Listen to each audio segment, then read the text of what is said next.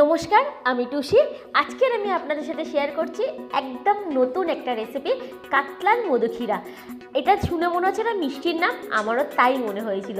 গিয়েছিলাম পুজোর সময় একটা রেস্টুরেন্টে খেতে, আর খেয়ে এই রেসিপিটা দারুণ লেগেছে। সেই সময়টা তাদের থেকে রেসিপিটা জানা যায় না, কিন্তু রেস্টুরেন্টের স্বাদ অনুযায়ী আমি বাড়িতে বানিয়েছি আর দারুণ খেতে হয়েছে, যেমন দেখতে তেমন খেতে। তাই ভাবলাম এত সুন্দর রেসিপিটা অবশ্যই আপনাদের সাথে শেয়ার করা উচিত। চলুন তাহলে আজকের কাতলার মধুক্ষীরা শুরু করা যাক। এখানে আমি 6 পিস কাতলা নিয়ে নিয়েছি। আপনারা চাইলে এর থেকে বড় বড় কাতলাও নিতে পারেন, আমি এরকম পেয়েছি। এবারে এর মধ্যে আমি নুন আর হলুদ মিশিয়ে নিচ্ছি। আমি এখানে লঙ্কার গুঁড়োটা ইউজ করিনি, আপনারা চাইলে কিন্তু করতে পারেন। এবারে এটাকে ভালো করে মিশিয়ে নিয়েছি আর এটা ডিপ ফ্রাই করে নেবো। তাই কড়াইতে অ্যাড করে নিচ্ছি সর্ষের তেল। রেসিপিটা কিন্তু অবশ্যই সর্ষের তেলে করবেন। তেল গরম হয়ে গেছে, এবারে একে একে আমি মাছগুলো অ্যাড করে নিচ্ছি। চলুন যতক্ষণ মাছ ভাজা হচ্ছে ততক্ষণে মধুক্ষীরার মশলাটা রেডি করে নিই। কী মশলা লাগছে দেখে নিই। এখানে আমি 4 মগজ নিয়েছি, 1 টেবিল স্পুন, 6টা মতন আমন্ড ভিজিয়ে দিয়েছিলাম, আর কিছুটা কিশমিশ সেটাও আমি ভিজিয়ে দিয়েছি। এখানে আছে কিছুটা নারকেল আর একটা মিডিয়াম সাইজের টমেটো।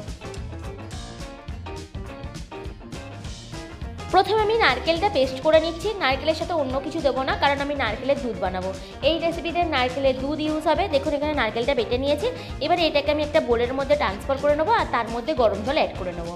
এবারে আমি আবার মিক্সিতে দিয়ে দিচ্ছি 4 মগজ, আমন্ড, কিশমিশ আর টমেটো। এইগুলোকে অ্যাড করে আমি এটাকে একটু জল দিয়ে ভালো করে গ্রাইন্ড করে নেবো।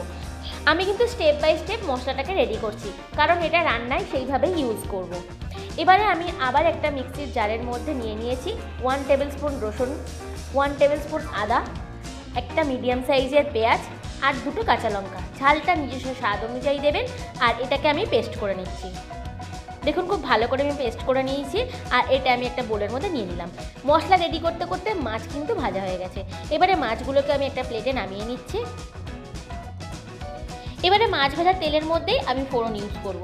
এখানে নিয়ে নিয়েছি দারচিনি, বড় এলাচ, ছোট এলাচ আর লবঙ্গ। দেখুন এবারে এটা আমি তেলের মধ্যে অ্যাড করে নিচ্ছি। এরপরে দিচ্ছি কালো জিরে। আমি অল্প পরিমাণ কালো জিরে অ্যাড করলাম। একটু নেড়ে নিয়ে আমি এর মধ্যে মশলা অ্যাড করে নিচ্ছি, যেটা আদা, রসুন আর পেঁয়াজ, কাঁচা লঙ্কা দিয়ে পেস্টটা বানিয়েছিলাম সেটা অ্যাড করে নিলাম। এবার এটাকে ভালো করে ভেজে নেবো যতক্ষণ না কাঁচা মশলার গন্ধটা যাচ্ছে। অবশ্যই কিন্তু ভালোভাবে ভেজে নেবেন।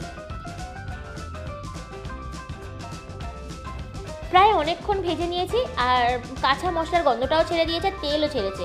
এবারে এর মধ্যে আমি অ্যাড করে নিচ্ছি যে 4 মগজ, টমেটো, আমন্ড যেটা পেস্ট করেছিলাম সেই পেস্টটা অ্যাড করে নিচ্ছি। এবারে এটাকে অ্যাড করে আমি ভালো করে ভেজে নেব।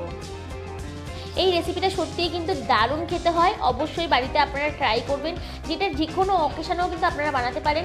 আমি এইটুকু বলতে পারি সবাইয়ের খেতে ভালো লাগবে। খুব ভালো করে ভেজে নিতে হবে। আর কালারটা কিন্তু দারুণ এসে, কিছুটা খিরখির মতন কালার আসছে, কিন্তু এখনও বাকি আছে। এবারে এর মধ্যে আমি অ্যাড করছি স্বাদ মতো নুন। আমি লঙ্কার গুঁড়ো 1/2 টেবিল স্পুন অ্যাড করেছি, 1/2 টেবিল স্পুন হলুদ গুঁড়ো। আপনারা ঝালটা নিজস্ব স্বাদ অনুযায়ী ইউজ করবেন, আমি সমস্ত ভিডিওতে কিন্তু বলে থাকি। মশলাটা খুব ভালো করে কষিয়ে নিয়েছি। দেখুন মশলা থেকে কিন্তু তেলও ছেড়ে দিয়েছে। এবারে এর মধ্যে আমি অ্যাড করে নিচ্ছি মধু। এখানে আমি 1 টেবিল স্পুন মধু অ্যাড করেছি। আর যেহেতু রেসিপির নামেই আছে মধুক্ষীরা, তাই আমি মধুটা অ্যাড করলাম। আপনারা চাইলে চিনিও অ্যাড করতে পারেন। মধু অ্যাড করতে একটা দারুণ কালার এসেছে। আমরা জানি তেলে চিনি দিলে একটা লালচে কালার আসে, কিন্তু সেটা দেওয়া ঠিক না। মধু দিলে কিন্তু দারুণ একটা কালার আসে, একটা ফ্লেভারও বেশ ভালো আসে। এবারে এর মধ্যে আমি অ্যাড করে নিচ্ছি নারকেলের দুধ। আপনাদেরকে নারকেল পেস্ট করা আমি দেখিয়েছি, তার মধ্যে গরম জল অ্যাড করে নারকেলের দুধটা আমি নিয়ে নিয়েছি। এবারে এর মধ্যে আমি একটু জল অ্যাড করে নেবো। অবশ্য আপনারা যেরকম গ্রেভি রাখতে চান সেরকম অনুযায়ী জল বা দুধ অ্যাড করবেন। এবারে গ্রেভিতে আমি ভেজে রাখা কাতলা মাছগুলো অ্যাড করে নেবো। আমার কাছে এই রেসিপিটা একদম নতুন আর একদম আলাদা স্বাদের। আপনারা যদি কেউ এই রেসিপি সম্বন্ধে জেনে থাকেন অবশ্যই কিন্তু আমাকে কমেন্ট করে জানাবেন। তো চলুন এবারে এটাকে ঢাকা দিয়ে দিই আর ফুটে ওঠা পর্যন্ত অপেক্ষা করছি। ফুটে উঠেছে, দেখুন একটা দারুণ গন্ধও বেরিয়েছে আর দারুণ কালারও এসেছে। এবার এটা পরিবেশন করা যাক। আজকের রেসিপি ভালো লেগে থাকলে লাইক, কমেন্ট আর শেয়ার করতে কিন্তু ভুলবেন না। আর যারা টরন্টোসি ইনসাইড আউটকে এখনও সাবস্ক্রাইব করেননি প্লিজ সাবস্ক্রাইব করে নেবেন আর পাশে থাকা বেল আইকনটা প্রেস করতে কিন্তু ভুলবেন না। আর এই পরিস্থিতিতে ভালো থাকবেন, সুস্থ থাকবেন আর নিজেদের খেয়াল রাখবেন।